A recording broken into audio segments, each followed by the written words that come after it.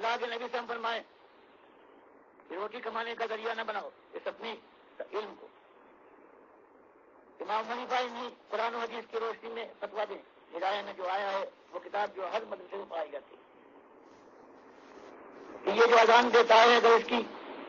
یہ تنخواہ لیتا ہے تو حرام کھاتا ہے. یہ امام اگر امامت کرنے کے بعد اس کی تنخواہ لیتا ہے تو وہ حرام خور ہے. مدرسے میں قرآن کی تعلیم دینے والے حدیث پڑھانے والے اور فقہ کے مدرسین اگر تنخواہ لیں تو وہ حرام خور ہے. تو حال یہی تو ہوا ہے کہ امام ملی حنیفہ کا یہ فتویٰ قرآن و حدیث کی روشنی میں اور آج یہ اپنے کو حنفی کہتے ہیں اور بڑھ چڑھ کر یہ اسی دنیا کے لیے ہر طرح کے تنخواہیں بھی ہیں نذرانے بھی ہیں فریب کاری کے ساتھ. جیسے اللہ نے فرمایا کہ یہود و نصارہ کی بات صرف نہیں ہے بلکہ تمہارے بھی عالم ایسے آئیں گے ان کثیر من الاحبار والرهبان لیاکلون اموال الناس بالباطل ویصدون عن سبیل اللہ. تمہارا مال بھی تعویذ اور گندوں سے نظر نیاز غیر اللہ کی کر کے شرک میں مبتلا کر کے تمہارا مال کھائیں گے اور اس کے ساتھ ساتھ ظالم یہ نہیں کریں گے کہ تم کو اللہ کے راستے سے روک دیں گے. تو آج سب سے بڑا جو فتنہ ہے یہ جو دین بیچا جا رہا ہے ان عالموں نے اور ان محدثین اور شیخ القرآن والوں نے وہ دنیا کو کمانے کے لیے یہ دھندا رچایا ہے. اس کے بعد پھر ان کی زبان سے کیسے نکل سکتا ہے کہ حقیقت یہ ہے. تو جانتے جو پیسہ دے رہا ہے یہ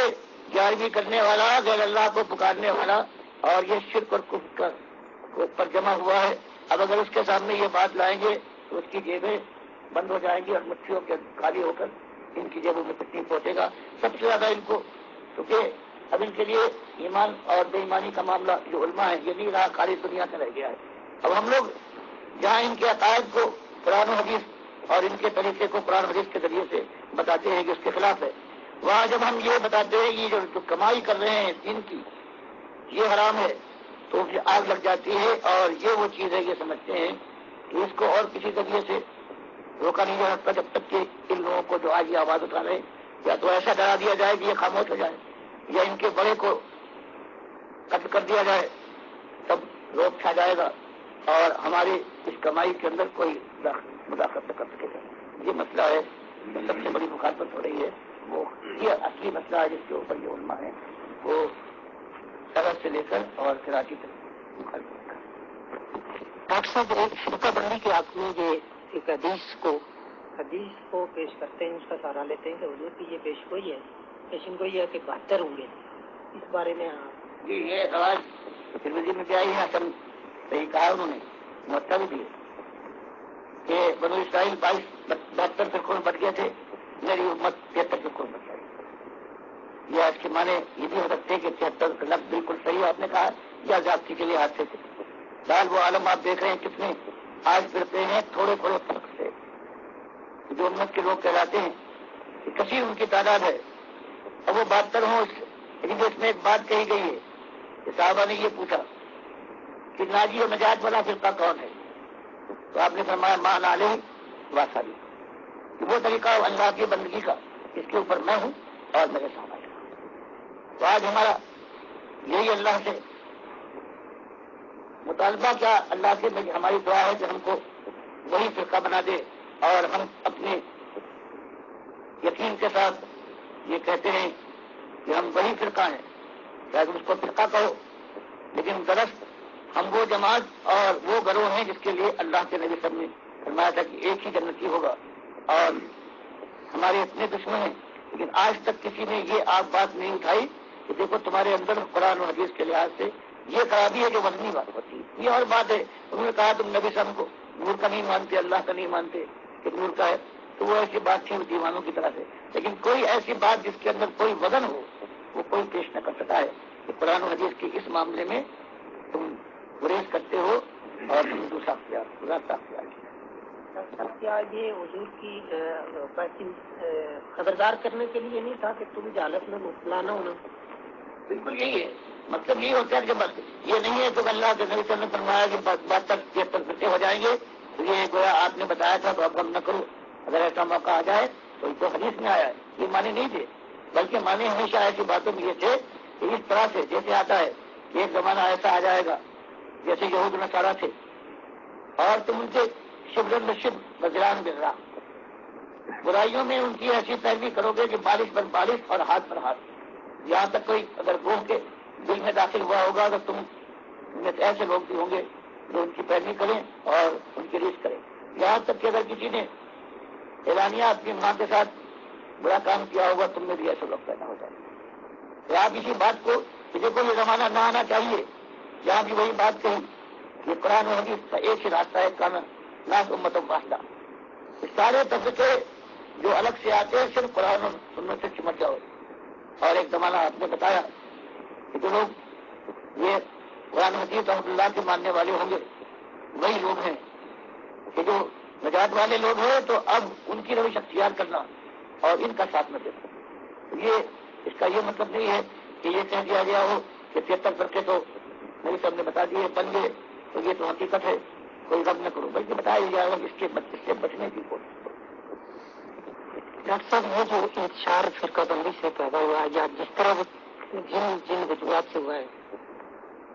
اس میں بیرونی عناصر کا زیادہ وہ اثر انداز ہوئے یا اپنے جو اندرونی ہیں مسلمانوں میں سے جو عناصر ہیں یہ زیادہ اثر انداز ہوئے یا بیرونی؟ یہ جو امت برباد ہوئی ہے تو ان کے ہاتھوں جو اپنے کو مسلمان کہتے تھے امت کے افراد، انہوں نے کہا تعلیم بھی حاصل کی، حدیث اور قرآن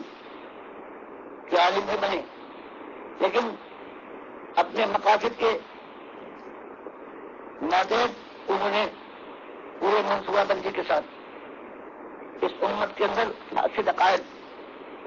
پھیلائے ہیں، جن میں میری کتابوں میں سب سے زیادہ جو بات کہی جاتی ہے وہ یہ ہے کہ امام احمد ابن حنبل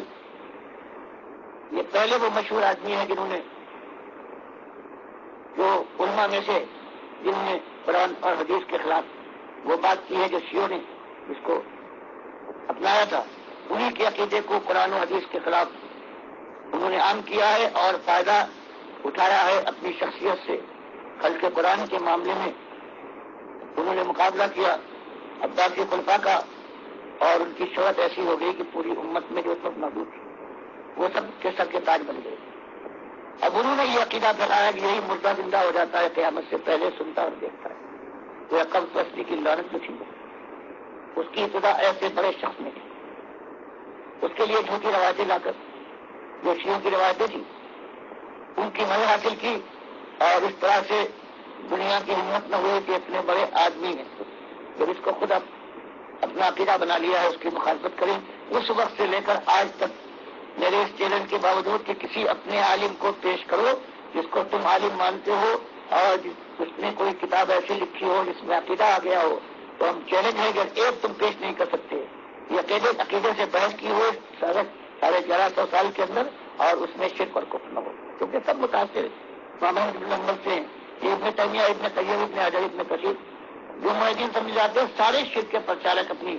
تفسیر میں اور اپنی ساری کتابوں میں لکھتے ہیں، تو اس میں یہ اپنے ہیں۔ اسی طرح سے جو توحید کے مقابلے میں بیت الوجود اور اتحاد کا فلسفہ صوفیہ نے کہا ہے کہ ہر چیز اللہ کی ذات کا ٹکڑا ہے، ایک نالی میں بہتا ہوا یہ گندگی کا جو یہ دھارا بہ رہا ہے یہ سب اللہ کی ذات کا ٹکڑا ہے، اس کے اندر شبلی، جنید، رابعہ بصری، عبد القادر جیلانی، شاہ ولی اللہ کا پورا خاندان، ابن عربی، مولانا روم،